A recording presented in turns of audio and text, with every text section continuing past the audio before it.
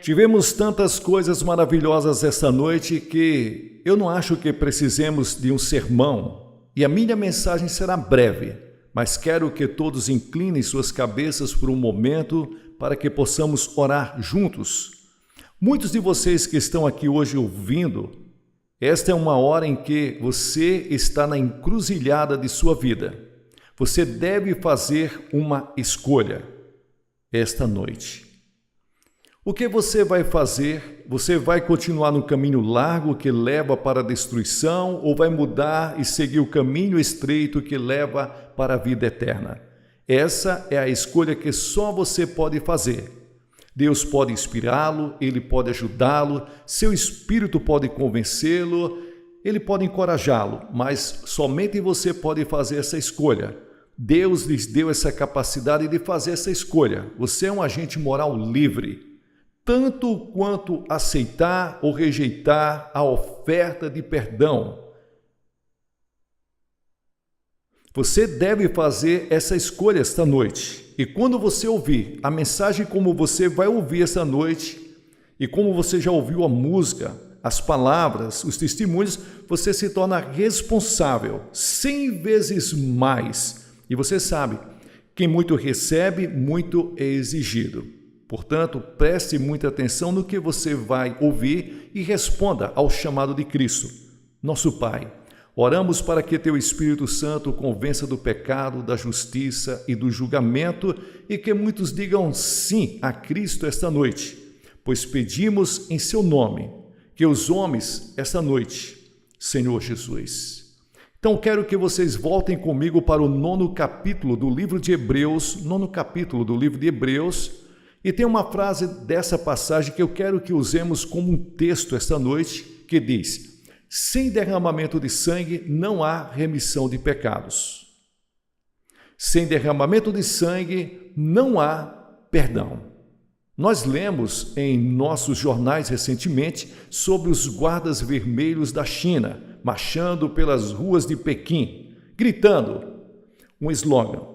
E era um slogan interessante. O slogan deles era: sem derramamento de sangue não pode haver revolução. Sem derramamento de sangue não pode haver revolução. O ex-presidente do corpo estudantil da UCLA, que agora é cristão, disse a um de meus associados recentemente que o sangue é o símbolo da Revolução Mundial. E disse que muitos nos campos universitários falam que o sangue se tornou o símbolo da revolução. E ele declarou que nunca teria se tornado cristão se não fosse por ter ouvido a mensagem: sem derramamento de sangue não há remissão de pecados. Então eu tenho certeza que todos nós lembramos disso, daquela noite trágica quando o senador Kennedy foi morto no hotel aqui em Los Angeles, e acho que todos nós nos lembramos de ver aquela poça de sangue na televisão, no chão, ou quando o presidente Kennedy foi morto em Dallas e a senhora Kennedy voltou a Washington e ainda havia sangue em seu vestido. Ou o sangue de Martin Luther King quando ele estava deitado na varanda daquele hotel em Memphis, Tennessee. Sangue é muito interessante que quase todas as religiões do mundo usam o sangue como um símbolo, ou usam o sangue para fazer expiação aos seus deuses ou ao Deus que eles servem. Lembro-me quando estava na faculdade que eu fiz um trabalho de faculdade em antropologia e fiz a minha tese sobre o sangue.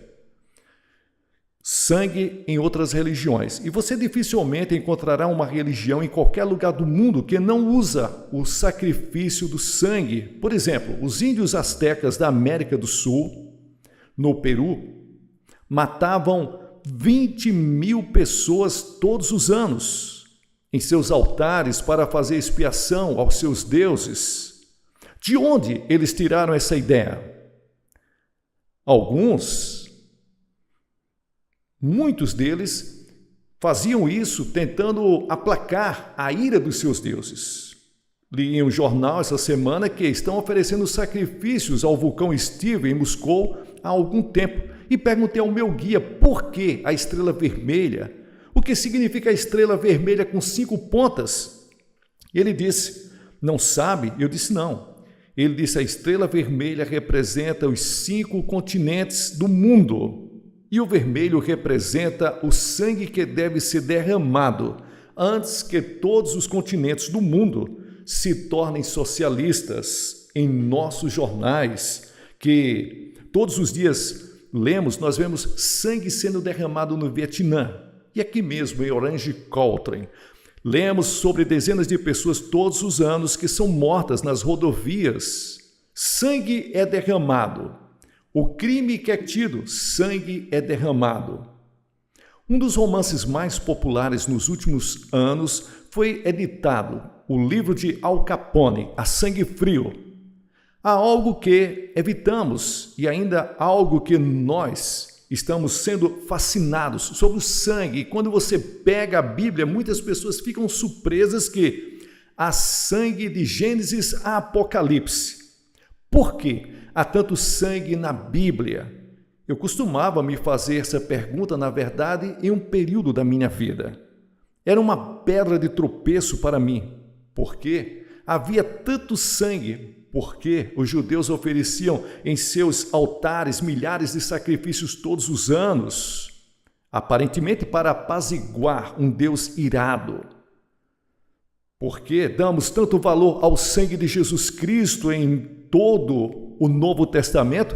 Você está consciente do sangue de Jesus Cristo e toda vez que você pega o pão e o vinho e está ali no serviço da comunhão em sua igreja, você é lembrado do corpo que foi partido e do sangue que foi derramado.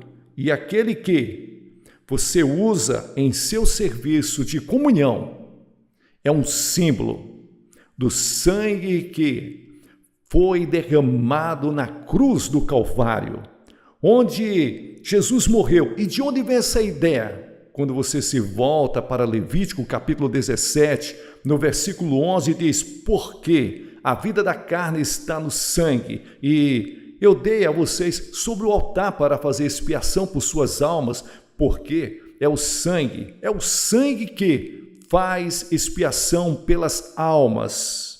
Em outras palavras, a Bíblia diz que você precisa de expiação, você precisa de perdão, você precisa se reconciliar com Deus e só há uma maneira de fazer isso, é através do sangue. Bem, a pergunta vem a mim esta noite, por que o sangue? Porque se Deus não usa outra coisa, porque Deus exige sangue, você sabe, a ciência ainda não descobriu o que realmente é a vida. Há algumas pessoas que têm uma ideia de que nos próximos anos a ciência pode ser capaz de fazer um ser humano, mas eles estão errados. Eles podem ser capazes de fazer um corpo e um cérebro, mas nunca serão capazes de fazer um espírito ou uma alma. E é isso que distingue o homem de um animal. O homem tem um espírito feito para a imagem de Deus. Vivemos em um corpo temporário, mas nosso espírito, nossa alma, sua eternidade feita para a imagem de Deus. Agora, nosso sangue circula a cada 23 segundos para que cada célula do corpo seja constantemente suprida e limpa ao mesmo tempo o sangue, carregando todo o lixo e jogando fora, sem contaminação. É a substância mais misteriosa do corpo e é composta da vida do corpo, e cada um de nós aqui, essa noite, preto, branco, vermelho, amarelo, rico, pobre, somos todos parentes, somos todos irmãos de sangue. Tentem entender isso. Deus fez de um só sangue todas as nações de homens. Todos nós estamos diante de Deus, podemos ter face diferente, mas todos nós temos a mesma origem. Viemos de Adão, todos nós temos o mesmo sangue, a mesma relação de sangue. Melvin é meu irmão, está aqui essa noite, mas todos vocês são meus irmãos e irmãs pela criação e em um sentido especial. Se você conhece Cristo, nós somos irmãos e irmãs, membros de um só corpo, de um grupo especial chamado na Bíblia de o corpo de Cristo. Mas é o sangue de Adão que corre em minhas veias. E se você é judeu, negro, branco, ou gentil, pagão, um culto, é o sangue de Adão, porque esses são os problemas, porque você vê o sangue, carrega a sentença de morte. A corrente sanguínea foi contaminada por uma doença chamada pecado. E a Escritura diz em Romanos: portanto, como por um homem o pecado entrou no mundo e a morte pelo pecado, e assim a morte passou a todos os homens para que todos venham a pecar, todos pecaram. E Deus disse: Adão, no dia em que você se rebelar contra mim, no dia que você pecar, comer dessa fruta, eu digo que você não deve comer, mas se você comer, se rebelar, você morrerá. O homem deliberadamente quebrou a lei de Deus e, portanto, recebeu a sentença de morte que caiu sobre ele. Não apenas a morte física, mas a morte eterna, separação de Deus, julgamento, inferno, separado de Deus. E separado da vida de Deus por causa do pecado. Pecado de Adão. Eu sou parente de Adão, sou filho de Adão.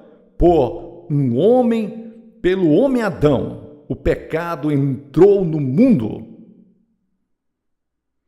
E quando Adão caiu em desgraça com Deus, eu caí. Quando Adão recebeu a sentença de morte, eu recebi a sentença de morte. E hoje a sentença de morte pesa sobre todos os nossos irmãos e irmãs pelo mundo inteiro. Por isso que tem cemitérios testificando o que foi designado ao homem uma vez morrer. Mas esta é apenas a morte. Existem dois tipos de mortes na Bíblia: a morte espiritual. Muitos de vocês estão vivos fisicamente, mas sua alma está morta para com Deus. Não encontra felicidade e paz, segurança e realização nesta vida. Você pode ser rico, pode tornar-se poderoso, pode tornar-se popular, pode ter todos os bens materiais, mas se sente sem realização, nem satisfação, nem alegria. E muitas pessoas passam a vida inteira à procura de algo, coisas que eles nunca descobrem porque você tem a morte espiritual, você está separado de Deus. Agora, a segunda morte que a Bíblia chama é a morte eterna. Isso significa que quando você morre, seu espírito vive, mas está separado de Deus. Isso é morte espiritual, eterna. O homem sofre de envenenamento do sangue. Agora, há uma doença no sangue que não sabemos muito, chama-se leucemia. Muitas pessoas morrem todos os anos de leucemia. Mas há outra doença que é fatal para toda a raça humana no sangue, chamada pecado. E tem mortes, pessoas envenenadas, recebendo a penalidade da morte agora. Como podemos ser purificados de nossos pecados? Voltamos direto para Adão e Eva, quando Adão e Eva pecaram contra Deus e se rebelaram contra Deus. Deus poderia ter explodido esse mundo, criado um outro universo. Dificilmente saberíamos disso. Mas Deus amou o mundo de tal maneira que deu seu Filho unigênito. Deus não quis que ninguém perecesse, mas que todos viessem ao arrependimento. Deus diz a Adão: eu te amo, até mesmo quando você errou. Eu quero salvar os seus filhos, os filhos de Deus. Então Deus diz: existe uma maneira magnífica, eu tenho um plano para salvar você.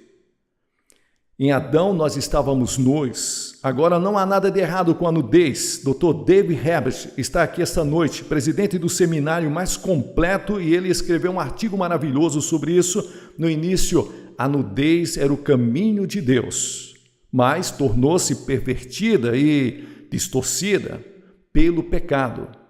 E os homens se sentiram envergonhados porque muitos tinham consciência de que ele não era mais inocente.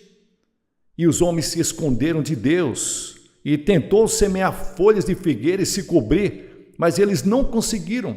Muitos de vocês hoje à noite estão aqui tentando se cobrir com folhas de figueiras. E isso representa a sua religiosidade. Pode ser uma vida razoavelmente bem, suas próprias justiças, participando de igreja, tendo sido batizada, outras coisas e formalidades. Mas você pode passar por Deus de alguma forma, você pode chegar ao céu, você está costurando as folhas de figueira, tentando desenvolver sua própria salvação. A Bíblia diz, por mim sois salvos pela fé. Isso não vem de vós, é um dom de Deus, não das obras para que ninguém se glorie. Você não pode salvar a si mesmo, não pode trabalhar do jeito que você quer, você não pode comprar salvação com todo o dinheiro. Deus fez a Bíblia, a palavra de Deus, que diz que Deus saiu para o campo e matou alguns animais e fez peles para eles, derramou sangue, e ele estava ensinando ao homem daquele momento em diante que nenhum perdão de pecado pode acontecer fora do derramamento de sangue. Vamos olhar para Caim e Abel. Eles foram os dois primeiros filhos de Adão e Eva, e Deus disse que queria que eles viessem adorá-lo, e Abel trouxe um sacrifício de sangue. Caim trouxe um sacrifício de vegetais. Ele disse, eu vou trazer o melhor sacrifício que Deus já teve. Ele trouxe um sacrifício de vegetais. E é muito interessante, Deus rejeitou Caim e aceitou Abel. Por quê? Abel veio pelo caminho do sangue. E você pode ir de capítulo em capítulo ao longo da Bíblia e você encontrará a mesma história. Quando nós saímos da arca, a Bíblia diz que Noé construiu um altar ao Senhor e tomou de todos os animais limpos e de todas as aves limpas e ofereceu em holocausto ao Senhor. Lembre-se da história de Abraão e Isaque. Abraão e Sara esperavam por um menino e por um milagre. Um menino nasceu e eles o chamaram de Isaque. E quando ele era apenas um menino, Deus disse a Abraão, eu quero que você vá oferecer Isaque como sacrifício no altar. Quantos de vocês pegariam seu garotinho e enfiariam uma faca nele, se Deus dissesse isso? É o que Deus disse a Abraão para fazer. Você diz, quão cruel, quão pagão, quão primitivo, quão rude. Deus estava ensinando uma lição a Abraão. E sem questioná-lo, Abraão levou seu garotinho. Eles foram para o Monte Moriá, onde Jerusalém agora está localizada. E lá, ele pegou seu filho, colocou sobre o altar, levantou sua mão com uma faca e ia enfiá-la no coração de seu filho. Por ordem de Deus, quando Deus parou sua mão no ar e Abraão levantou os olhos e ele olhou e eis atrás um cordeiro, pego ali pelos chifres, e Deus mandou pegar aquele cordeiro e sacrificar no lugar de Isaque. Veja, Deus estava dizendo, eu estou oferecendo aqui um sacrifício de sangue no lugar do seu filho, apontando para centenas de anos no futuro, quando ele oferecia seu próprio filho como cordeiro de Deus que tira o pecado do mundo. Lembre-se daquela noite no Egito. Deus disse que vou destruir todos os primogênitos do Egito como um julgamento. E ele disse que quero que todos vocês, israelitas, peguem um cordeiro e matem o cordeiro e depois peguem o sangue, venha aspergir no umbral da porta e o sangue será para vocês por sinal sobre a casa onde está. E quando eu vi o sangue, passarei e não trarei julgamento sobre nenhuma casa que tenha o sangue do cordeiro. Lá, onde eu vejo, ali não havia boas resoluções, não havia lágrimas que pudesse proteger, não havia obras que pudesse proteger. Deus disse, eu verei o sangue. E posso ver naquela noite no Egito um pai, ele mata o cordeiro, põe o sangue na ombreira da porta. E então, a pequena família se senta para comer e o filho mais velho está muito tenso e muito nervoso. Ele diz, pai, eu não vivi uma vida muito boa e eu pequei, eu falhei. O senhor sabe, Eu não tenho sido muito religioso, mas, Pai, você tem certeza que o sangue é suficiente? Você tem certeza que o sangue vai me dar essa cobertura? E o pai olha para o filho e diz: filho, Deus não disse que você tem que ser bom. Deus não disse que você tem que ser legal, mas quando ele vê o sangue do cordeiro, ele passará por sobre a casa, protegendo toda a família. Você vai estar seguro por causa do sangue de Cristo. Confiar nas suas obras é tolice. Você precisa confiar na cruz de Cristo. Jesus morreu na cruz, derramou seu sangue pelos nossos pecados. Isso pode parecer tolice. Pode parecer que seja algo que seja tolo. O mundo pagão, ele olha para Cristo e acha que é tolo, é ridículo, é idiota, é imbecil. Mas a tolice de Deus é mais sábia que os homens, porque Deus escolheu o sangue. Acho que uma das razões é para nos ensinar o quão feio é o pecado. Você vê, nós olhamos para o sangue e nós sentimos repulsa. O sangue é algo repulsivo. Nos afastamos do sangue e o sangue sempre nos lembra de nossos pecados. Quando vejo o sangue de Cristo, me lembro de que sou um pecador e lembro-me de que Deus me ama.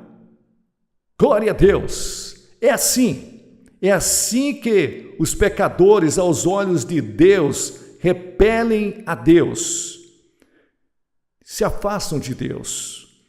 Mas isso é por causa dos nossos pecados. Quando eu vejo o sangue, por onde passarei? Olho para o Novo Testamento e nosso Senhor está chorando por Jerusalém, ele está suando gotas de sangue no jardim e assim por diante. A cruz, ele está morrendo e o sangue está descendo por seu rosto e descendo por suas mãos e do seu lado e por seus pés. 14 vezes ele previu a sua própria morte. Ele disse a Nicodemos: como Moisés levantou a serpente no deserto, assim deve o Filho do Homem ser levantado. O sangue de Cristo é mencionado no Novo Testamento 255 vezes. Por quê?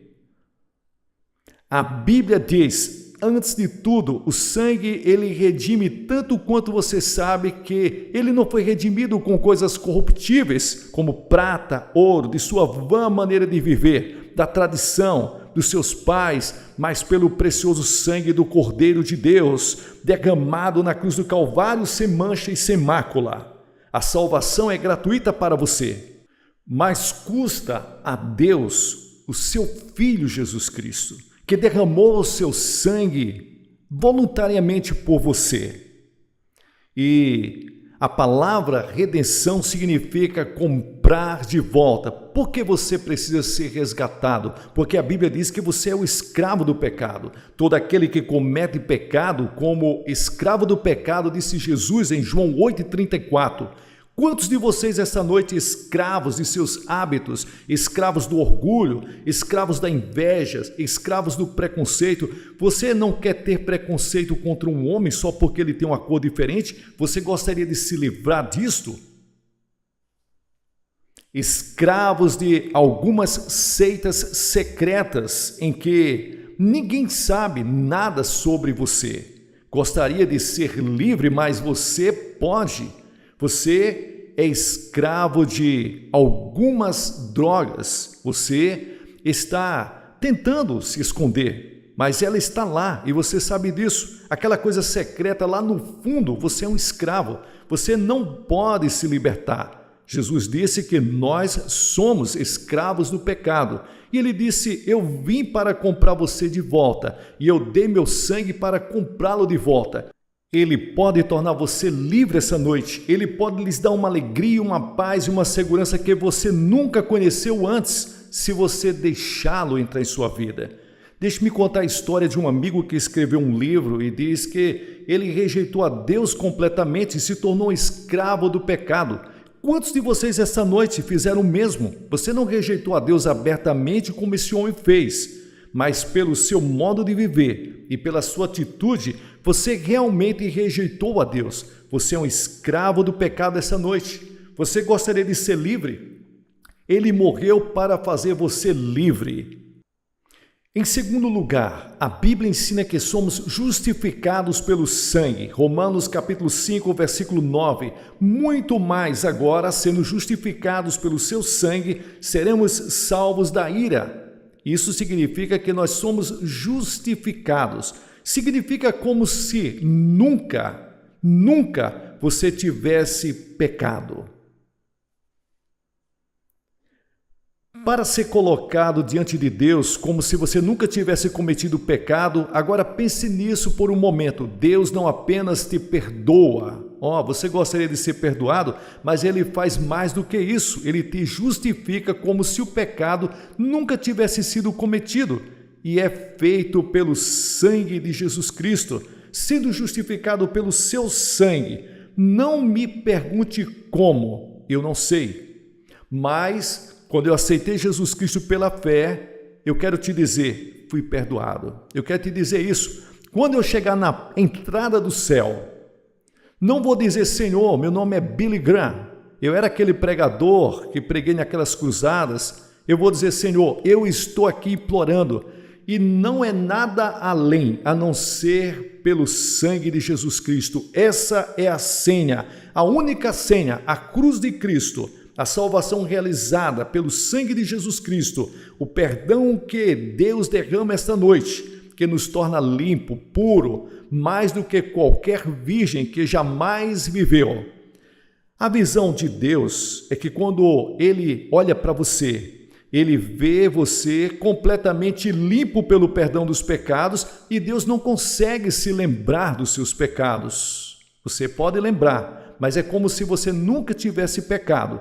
Então a Bíblia diz que o sangue nos torna todos iguais, uma língua, uma raça. Quando você está aqui nessa noite, Deus nos torna membros de um só corpo, como é na realidade maravilhoso ser membro do corpo de Cristo, de todas as línguas, do mundo todo, de todas as raças do mundo. Deus nesse momento, Ele está olhando para nós como um só povo. E Ele está lá. Aos milhares, pessoas estão em todos os lugares, mas Deus está olhando como um só povo.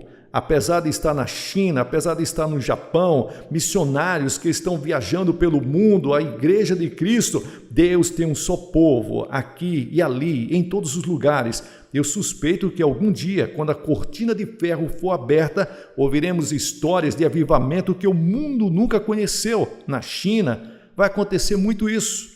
Na Europa Ocidental, esta noite Deus está trabalhando onde membros do mesmo corpo. E quando eu encontrei cristãos no verão passado, eu conheci cristãos de todos os países da Europa Ocidental. Eu os conheci na Rússia, eu os conheci na Tchecoslováquia, na Bulgária, na Romênia, na Hungria. E em todos esses países eu conheci cristãos. Não estive na Albânia. E eu era o irmão deles no momento em que eu os conheci. Nós paramos ali, me deram um tapinha nas costas, nós choramos, foi emocionante nos ver ali. Quando falei com 1000 líderes na Europa Ocidental no verão passado, eles choraram o tempo todo. Eu contei histórias de membros do avivamento do mesmo corpo. Eu não sabia falar a língua deles, mas eu era um membro do mesmo corpo, estávamos unidos, nós éramos irmãos pelo sangue de Jesus. Há uma aliança de sangue ao redor desta terra que nenhum poder político pode quebrar. É um reino maior que a América, maior que a Rússia, maior que a China. É o reino de Deus. E somos membros pelo sangue de Jesus. E o sangue de Cristo traz a paz. Colossenses capítulo 1, versículo 20, diz: tendo feito a paz pelo seu sangue, pelo sangue da cruz, estamos vivendo em um mundo em guerra e a sombra de uma terceira guerra mundial paira sobre o mundo inteiro. Mas o tipo de guerra de que estamos falando aqui é a guerra que está acontecendo entre Deus e o pecado.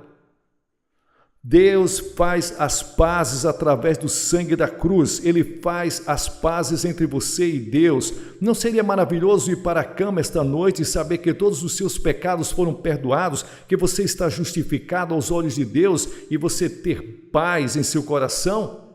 E a Bíblia diz que o sangue purifica Revelação capítulo 1, versículo 5. Aquele que nos amou e nos lavou dos nossos pecados em seu próprio sangue. A Bíblia diz que o sangue de Cristo reconcilia-nos. Temos bancos de sangue em várias partes do mundo. E eu me lembro de alguns anos atrás, quando eu fui operado e quase sangrei até a morte. Eles me deram transfusões e fiquei feliz por aqueles bancos de sangue. Hoje à noite há um banco de sangue ao qual podemos recorrer pela fé, que removerá nossa culpa e nossos pecados. Você sabe que existem transplantes de coração. São os médicos que estão fazendo isso no nosso tempo, e 2 fatores determinam o sucesso da operação. Ali, primeiro, tem que haver um doador.